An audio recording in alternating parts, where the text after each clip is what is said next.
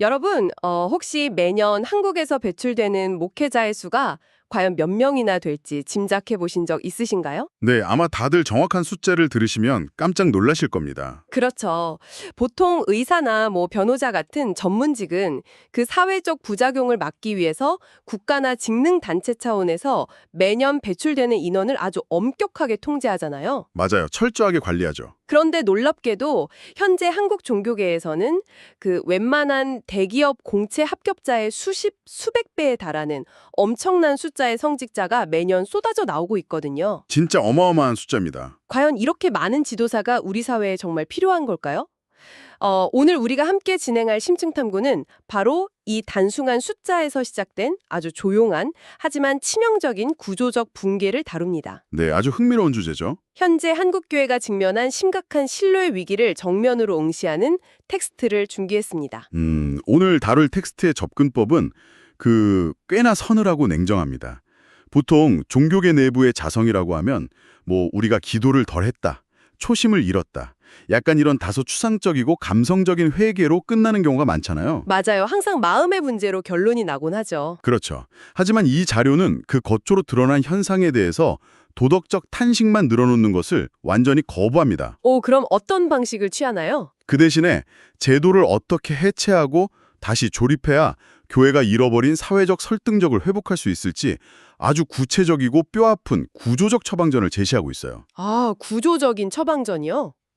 그래서 오늘 우리의 탐구 목표, 그러니까 이번 심층 탐구의 미션은 복잡하고 머리 아픈 신학적 교리 논쟁을 벌이는 게 아닙니다. 네, 교리 이야기는 아니죠. 이 텍스트 전체를 관통하는 핵심 키워드, 바로 성직의 희소성과 도덕적 엄격성이라는 렌즈를 통해서 이 위기를 들여다볼 거거든요. 네, 그 두 가지 키워드가 핵심입니다. 도대체 시스템에 어디가 고장났길래 종교적 부패가 구조화되었는지, 그리고 단순한 양적 팽창을 멈추고 질적 성숙으로 나아가기 위한 실질적인 방법론이 무엇인지 아주 깊숙이 파헤쳐 보겠습니다. 일단 위기의 원인을 진단하기 위해서 텍스트가 가장 먼저 들이대는 잣대가 바로 경제학적인 관점, 즉 그 공급 과잉의 문제입니다.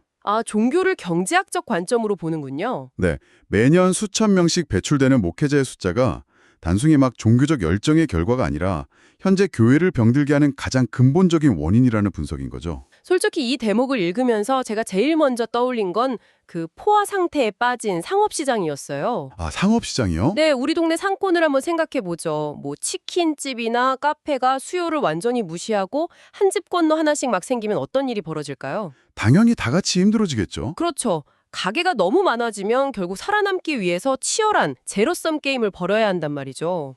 원가를 절감하려고 질 나쁜 재료를 쓰거나 사람들의 시선을 끌기 위해 엄청 자극적인 마케팅이나 과장 광고에 매달리게 되잖아요. 네, 생존 경쟁이죠. 텍스트가 지적하는 한국 교회의 현실이 바로 이 무한 경쟁에 빠진 자영업 시장이랑 진짜 놀랍도록 닮아 있더라고요. 정확합니다.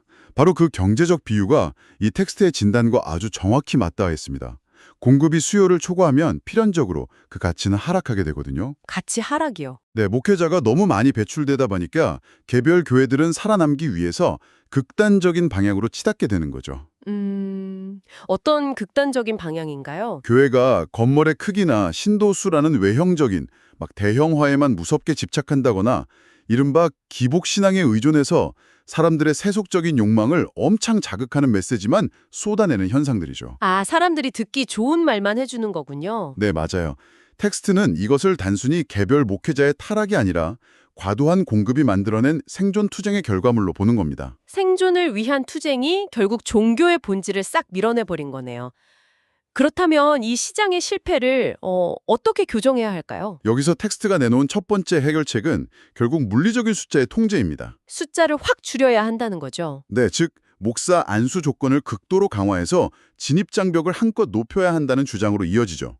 진입장벽을 높인다. 진입장벽을 높인다는 건 단순히 숫자를 줄이는 것을 넘어서 성직의 가치를 재정립하는 과정이거든요. 성직의 가치 재정립이요? 네, 텍스트는 목회라는 직업이 누구나 그냥 마음만 먹거나 혹은 다른 사회적 직업에서 실패했을 때 도피처로 선택할 수 있는 생계수단으로 전락해서는 안 된다고 강력하게 강조합니다.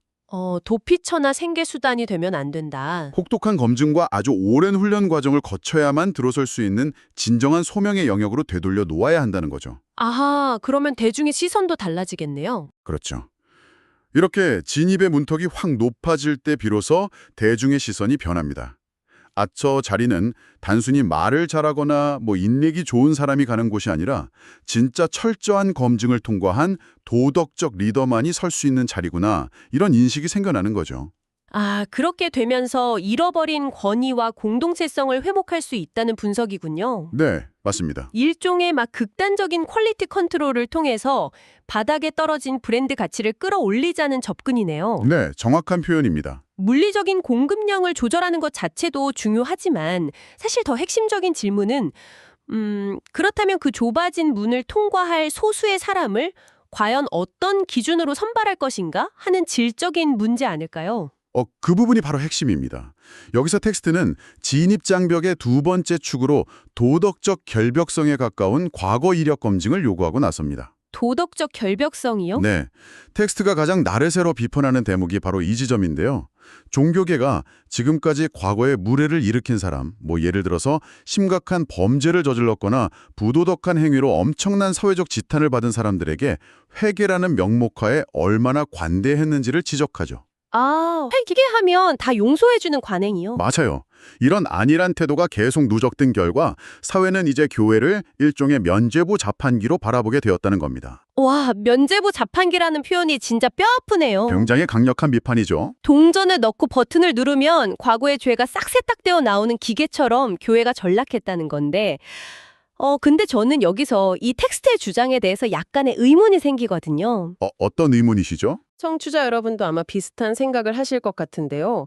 종교의 가장 위대한 본질 중 하나가 바로 용서와 새 출발 아니겠습니까? 네, 기독교의 아주 핵심 교리죠. 아무리 과거에 큰 잘못을 저지른 사람이라도 진심으로 눈물 흘리며 뉘우치고 회개하면 다시 품어주는 것이 종교적 가치에 부합하는 일 같단 말이죠. 충분히 그렇게 생각할 수 있죠. 그런데 과거에 이력 하나 때문에 성직자가 될 기회를 영구적으로 아예 박탈해버린다는 건 오히려 종교가 스스로의 핵심 교리를 부정하는 모순 아닌가요? 네, 그 의문이 바로 이 문제를 바라보는 대중의 아주 보편적인 딜레마입니다. 딜레마죠, 정말. 텍스트 역시 그 딜레마를 정확히 인지하고 있어요. 하지만 여기서 아주 중요한 개념적 분리를 시도합니다. 개념적 분리요? 네, 바로 개인의 영적 구원과 공적 지도자로서의 자격 요건은 완전히 다른 차원의 문제라는 겁니다. 아, 구원받는 거랑 리더가 되는 건 다르다. 그렇죠.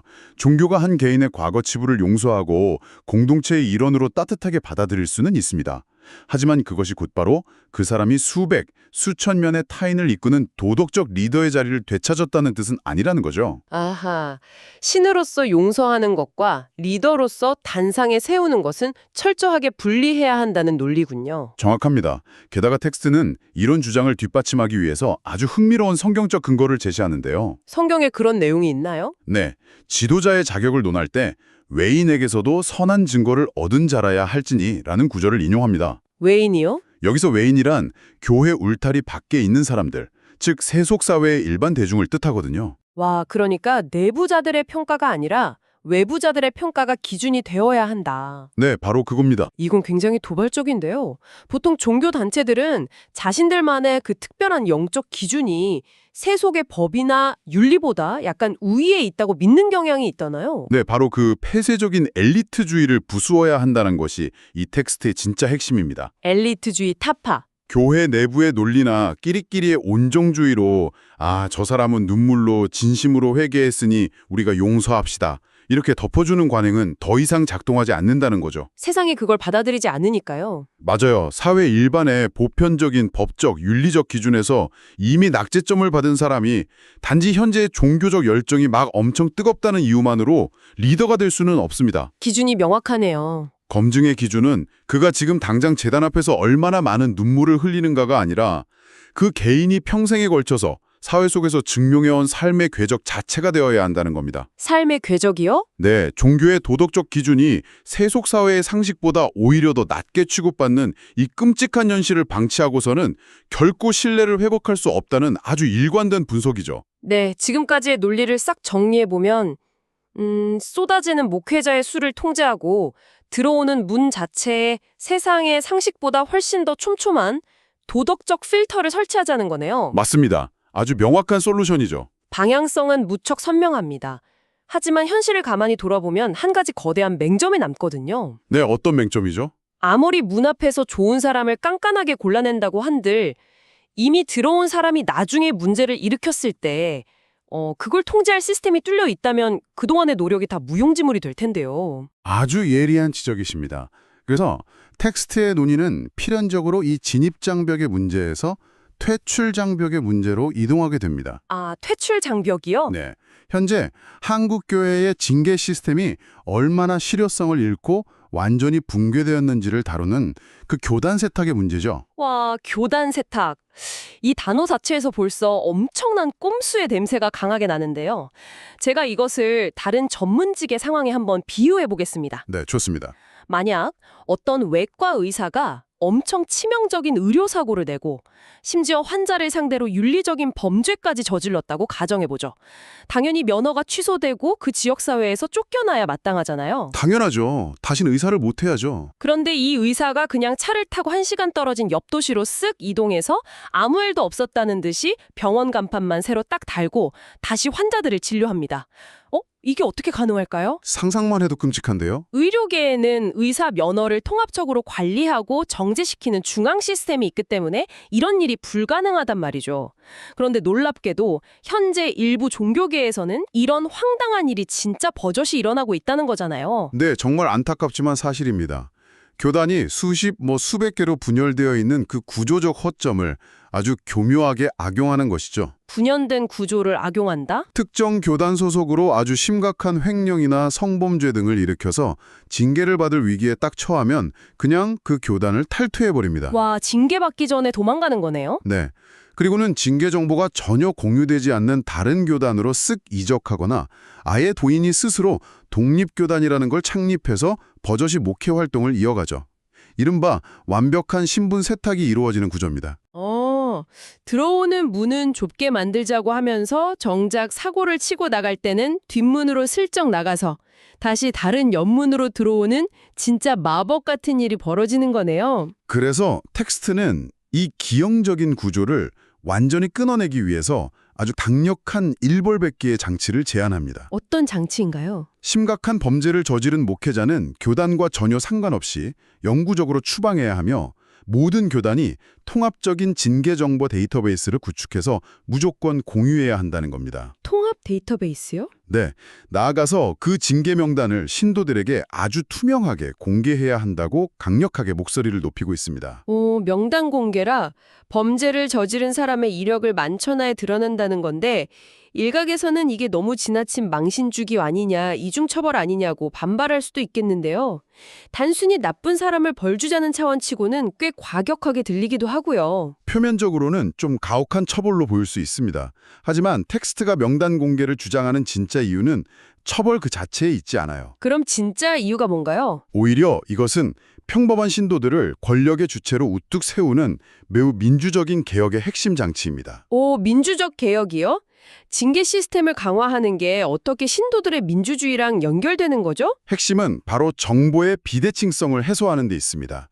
현재의 그 폐쇄적인 구조 안에서는 일반 신도들이 특정 목회자의 과거 범죄 이력이나 다른 교단에서 받은 징계 사실을 알아낼 방법이 사실상 전무하거든요. 찾아볼 길이 없죠. 정보가 완벽히 차단되어 있으니 신도들은 그저 단상 위에서 쏟아지는 화려한 언변과 그 종교적 권위에 압도되어서 맹목적인 눈먼 순종을 강요받게 될 위험이 너무 크죠. 그렇죠. 하지만 징계 정보가 투명하게 공개된다면 상황은 완전히 달라집니다. 아하, 정보가 주어지면 그 맹목적인 순종에서 벗어날 수 있다는 거군요. 네, 신도들 스스로가 이 사람이 건강하고 윤리적인 목회자인지 판단하고 선택할 수 있는 권리를 비로소 손에 쥐게 되는 것입니다. 문제가 있는 지도자는 신도들에 의해서 자연스럽게 도태되겠죠. 스스로 정화가 되겠네요. 즉, 징계 정보의 공개는 권력이 교단 수뇌부의 그 어두운 밀실에서 벗어나서 평범한 신도들의 손으로 넘어오는 결정적인 계기를 제공한다는 분석입니다. 이야, 지금까지 우리가 나눈 이야기를 하나로 쫙 깨어보면 이 텍스트가 그리는 청사진은 정말이지 너무나 논리적이고 완벽해 보입니다. 정말 빈틈이 없어 보이죠? 공급 과잉을 막기 위해서 진입 장벽을 높이고 세속의 잣대보다 더 엄격한 도덕적 결벽성을 요구하고 범죄를 저지른 자는 통합 시스템을 통해 영구히 퇴출시키고 그 정보를 대중에게 싹 공개한다.